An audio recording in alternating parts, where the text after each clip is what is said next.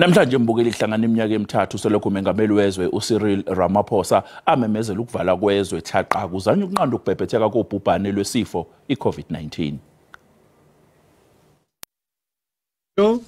Has been assessing this outbreak around the clock and we're deeply concerned. Ngesikhathi lenhlangano ikhipha lesi simemezelo, iningizimu Afrika yayisanda ukuqinisekisa ukuthi useyedwa umuntu osehaqwe ilolu bhubhane lwesifo. The president has issued the instruction for the evacuation of South Africans from Wuhan in Hubei province in China. Ngomhlazi ngama-23 kuNdasa ngonyaka wokuqubuka kwalesi sifo, isibalo sasesinyukele emakhulwini amane. Ngosuku olulandelayo kwavalwa abanye abayi-128.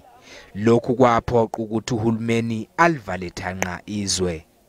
As a consequence, the National Coronavirus Command Council has decided to enforce a nationwide lockdown for 21 days with effect from midnight on Thursday, the 26th of March. Yiza abanye ohulumeni bakwamanye amazwe babethatha izinyathelo ezifanayo ukunqanda ukubhebhetheka kwalolu bhubhane, kodwa elakuleli lalikhathazeke kakhulu. Usibusiso ongubaba wezingane ezintathu ulandisa ngezingqinamba abhekana nazo nsuku zonke selokhu aphelelwa umsebenzi ngenxa yalesi sifo. Everything just changed. When time goes on, you have to get another job. You can't provide for bona. It's gonna be tough. So they decided, we're gonna move out.